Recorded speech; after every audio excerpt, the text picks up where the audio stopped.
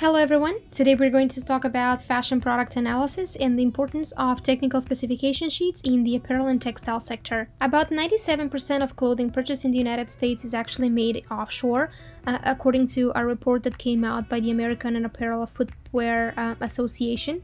Product developers really do have to take into account that technical specification sheets are probably one of the core pinnacles of successful product development. Not only because they do contain a lot of essential information, but because it enables clear path for communication. Technical specification sheets are usually handled by product developers because they provide a lot of specifications and they provide a lot of information in terms of what is expected of the sourcing partners and the vendors in the final end product. We need to know that product developers have to avoid using any kind of slang, any information that might be easily misunderstood, or any other terminology that might suffer during translation in other languages. This specific combination that you see right here is basically a technical specification packet, which really does provide a combination of graphic and written instructions that should be used whenever possible. Specifications are not only a method of communication within the firm, but they also are a form for basis for contracts with overseas vendors for different materials, different production capacities, quality standards, as well as a method to evaluate different vendor compliance sectors. In an essence, the fashion spec sheet is basically the blueprint for your garment production, as it contains all the necessary components that are required to manufacture it.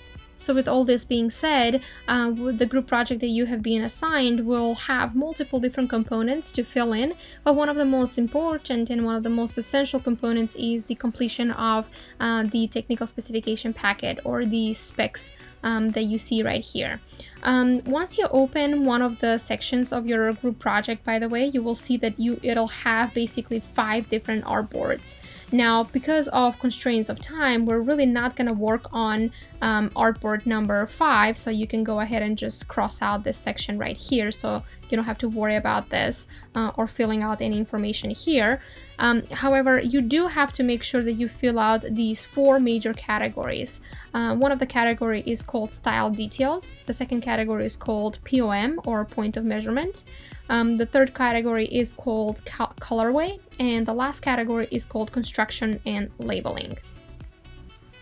The overall purpose of this project is basically to provide you with an understanding of the technical side of design and fashion product analysis. And so with this in mind, you will basically come up with your own brand, sort of like a startup based off of 4 main core products, which every single one of you will be working on. With those core products and with the brand that you have in mind that you would like to emulate but not replicate, you will basically develop a trend forecast for your brand and your company, as well as the upcoming season.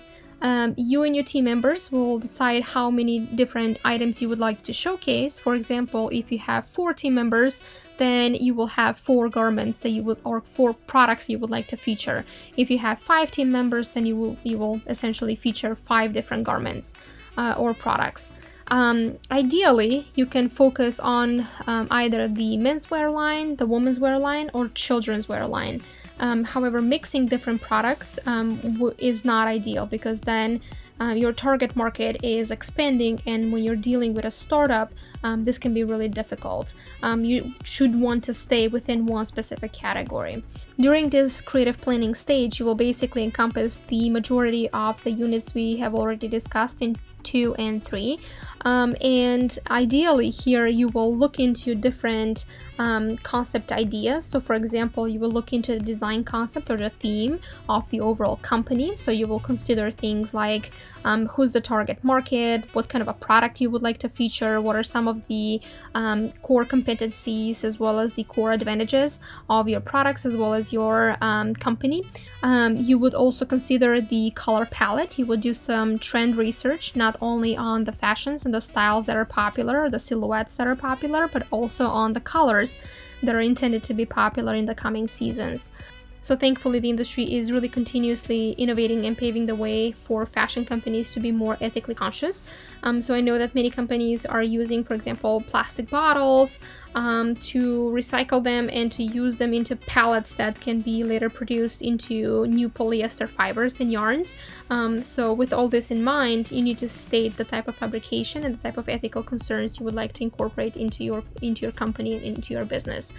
So therefore, the product should reflect all of these little areas that I just discussed, the design concept and the theme, your color palettes, fabrication, different ethical concerns, different styling, and trend and silhouette emphases of the overall garments before you can actually dive into the creation of your flats and silhouette developments.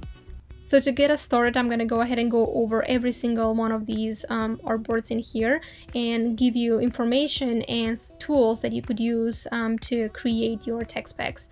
You can find your artboard from the panel menu, or if you cannot see this view, you can switch from your workspace that you created in class, or you can go to Windows and pull up the artboard section from right here. So the first section of the spec is basically asking you for essential information like what is the brand name. You can come up with this yourselves. Who's the buyer? Who's the product technician? What is the style name of the product you're featuring? The style number, of course, the season, patterns, any proto size in the size ranges that are available for this specific garment in here. So I have a style name right here that's listed. It's called Wide Long Women's Pants. This is my style number. It's nothing too special. I added the season that I would like to work on, which for me was for fall 2021. The patterns, I said that this particular garment will have both solid colors and patterns. The proto size is a medium, intended that this particular garment that I would like to have it be prototyped and made was going to be in a size medium, and the overall size ranges that are going to be available for this particular line are going to be from extra small to extra large. I just added a little company logo here, and that's about it. Because the information here is basically the same all throughout, what I did was, as soon as I filled out the information here, I further used the selection tool to go ahead and select all of the information from here. I used the group tool by right-clicking and selecting group. And then all I did was basically Control-C, Control-V, or edit copy, edit paste to get the information transferred to all of the other areas. The next section right here, the product description, is asking you for a detailed description of the product you are carrying or you're creating. So in this case, I just wrote women's elegant white pants with relaxed loose fit and folded decorative hemlines. The next section was asking you to provide a front view and a back view of the garment. You could create a sketch yourself, or you could also use the review sheet that I provided you with. This one right here. Use the pen tool by accessing the pen tool from here, and basically with a little zoom you can trace some of the garments that are provided right here for you. Click and release, click and release, click and hold.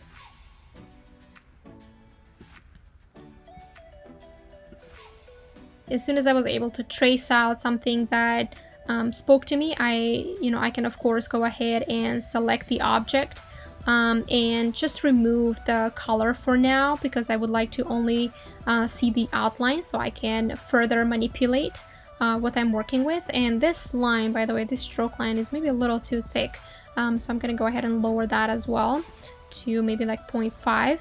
And at this point, all you're going to do is work with your direct selection tool to further enhance and adjust every single corner and anchor point that you would like to work with. So I would select, for example, the direct selection tool here, perhaps zoom in on certain areas, like right here. I can see that it is not perfect, so I can go ahead and use my selection tool by double clicking on the anchor point, dragging it up, double click. I can use the target point to curve out sections, use the pen tool to add anchor points so that whenever you select your direct selection tool, you will be able to move that area around. As soon as you feel like you're happy with the overall sketch, you can go ahead and use the selection tool to group it all together, copy or edit copy, and paste it into your overall document that you are working on. The next section here is your colorway. In this section, you will add your color swatches or patterns and fabrications that you would like to provide as the product variation. Chapter 5 is a really good reference for you here, and it will provide you with a lot of information on how to pick the best color trends, as well as to use the Pantone book to find different color codes. In this section right here, this is basically where you can provide a lot of swatches, product codes, fiber contents, and supplier details. It's actually very common to have more than one fabric whenever you're creating certain fashion garments. For this specific product, I only had one fabric that I used throughout the garment because I only used denim. It was the composition or the body for this particular product was 100%. However, it is very normal and common to have different products be made with blends. So for example, you can have fabric 1 be 80% and fabric 2 be, for example, 20%. So this could be cotton, which is the overall body of the garment, and the 20% could be something else like polyester or elastane or whatever that might be. The next section right here, this information right here can be very important to add, but also it can differentiate between one garment and one product to the next. So for example, for this specific product right here, I provided garment details. I provided information such as, the shaping device, which for this particular garment were the front leg seams, these right here. I provided pant leg width, which basically indicated that the pant leg was the feature here, which was a wide pant. I provided information about the pockets. The interesting thing about the pocket here was that it had a diagonal front hip pocket and single welt back pocket. The trim section, even though I don't have any specific trims for this particular garment, many of you might have trims to add. So the review sheet that I provided you with, you can see that I have already created many different trims that you're welcome to borrow and use. And last but not least, in the notes section, it is always preferable, especially for a company that is just getting started and is creating their core products, to provide the seams and the stitches that you would like to use for your product. You have an additional document to reference for this particular section. In the second board in here, as you can see, I am using the same exact information right here, the same exact product description. And because I already copy pasted multiple different copies, which by the way, I will definitely recommend you do, before you color anything, do add any kind of special trims and details, please make sure that you copy multiple different copies of your garments and distribute them in each one of these sections in here. So this section is very important because it gives the manufacturers an opportunity to see what the measurements or the target POM should be. Since we do not have access to school materials, or you can just go ahead and choose a close item at home to do the measuring for this particular tech spec section. A list of target and finished garment measurements will basically guide the pattern maker and the manufacturer to create the first pattern. So what I did here, I'm gonna go ahead and zoom in a little bit and show you how I have been able to label every single measurement so it's easy for the manufacturers to tell exactly what the reference is. So what I did here is I used a line tool to create a sample line that I later just copy pasted and adjusted the ends. So what I did here is I added it, I gave it some color, and I'm not gonna give it a fill color because it's a sample line.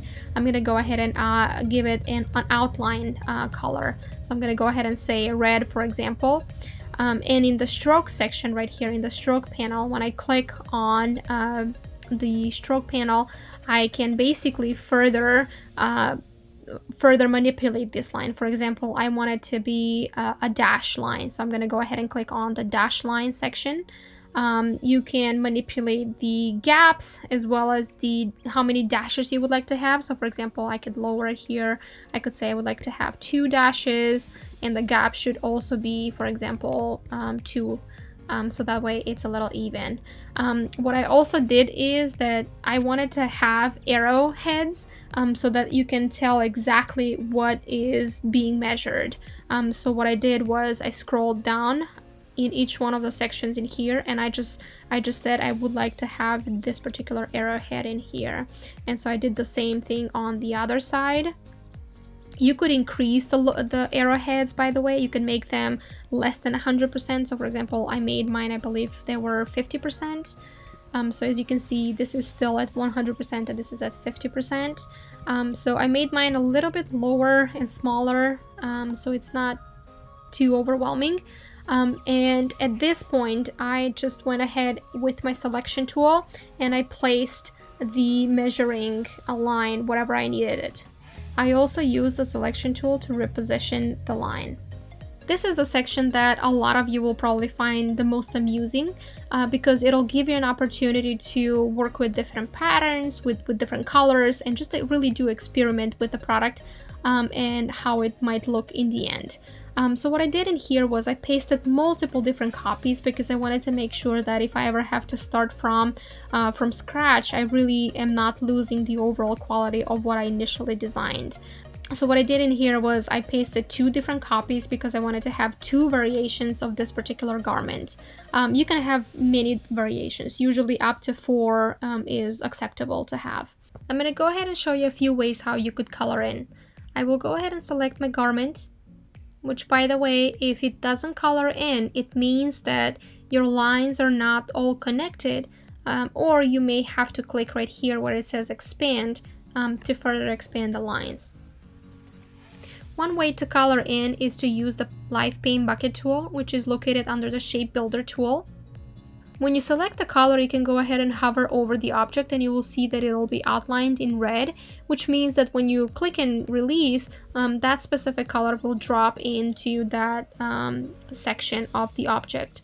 Another way to color in is to go ahead and to try to use the eyedropper tool, because perhaps the Pantone color you found online is not available in the swatch section here. So what you can do is you can go ahead and find the eyedropper tool, which is located right here at the bottom.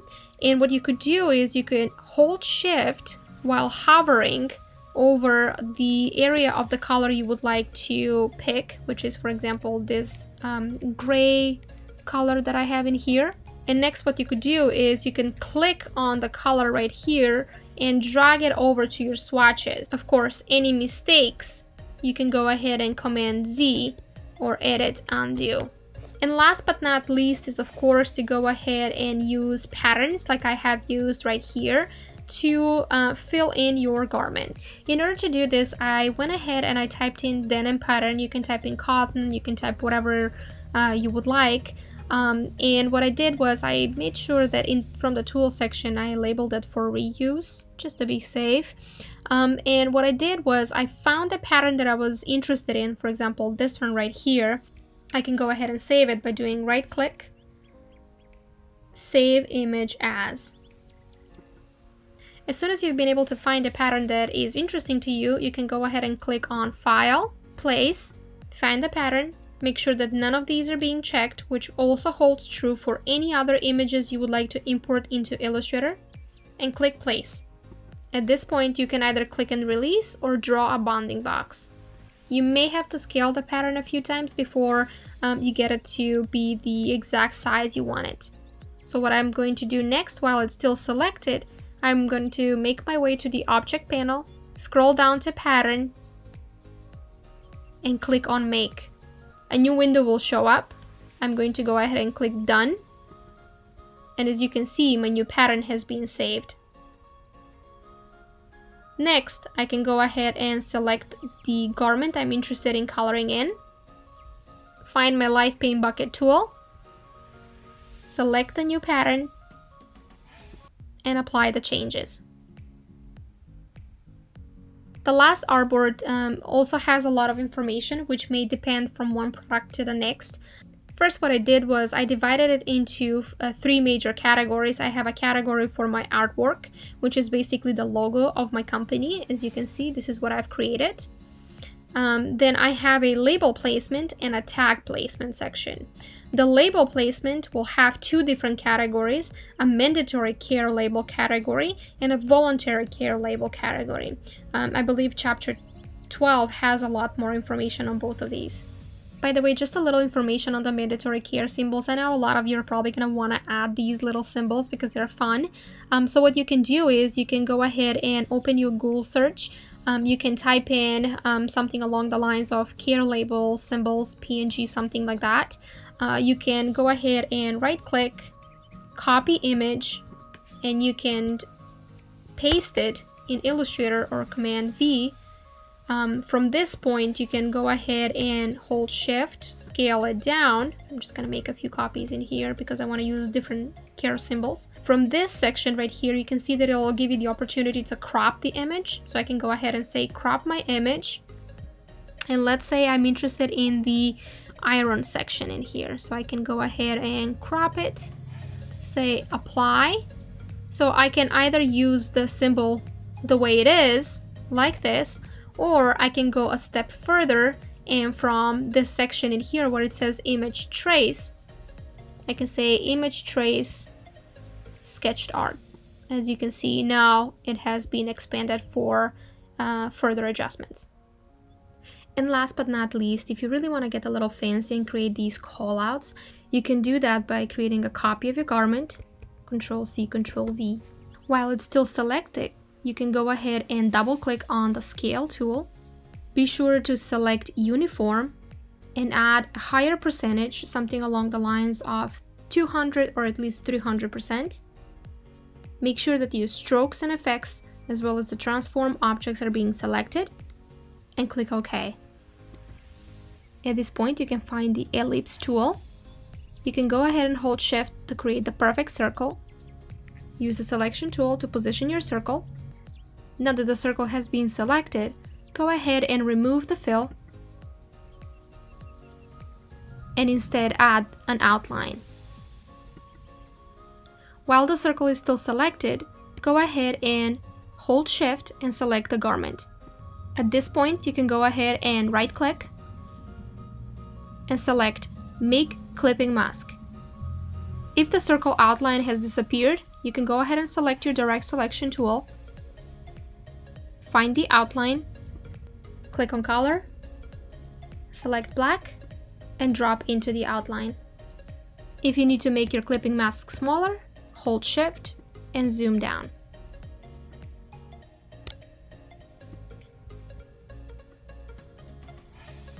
So here's the final product. These are my style details. These are the point of measurements. These are my colorways. These are the construction and labeling details. And last but not least, I wanted to go over the line list, which is also an essential follow-up step after you've created your fashion product analysis technical specs. So basically, this is the view that you will have, which, as you can see, I've provided information and some comments in terms of like what does every single section mean.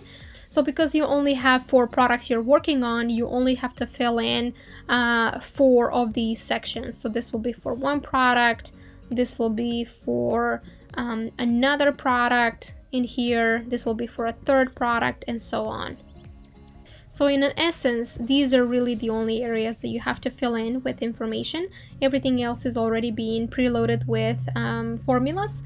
So once you complete it, your list price is going to have to be what you intend to sell it for. So for example, if my wholesale is $26 to make this item, then I'm probably going to try to put in a retail margin of 51%, which will give it a list price of about $52 or so. This is still pretty low, so I can definitely go a little bit higher if need be, but you also want to make sure that you stay consistent with your competitors, and you need to make sure that what they're listing, their similar products, you're competing with them, so you're not too high and you're also not too low. So that's all we have for today. Hopefully you have had an opportunity to learn a little bit more about the creation of technical specs. If you have any information, feel free to reach out. Until then, see you soon.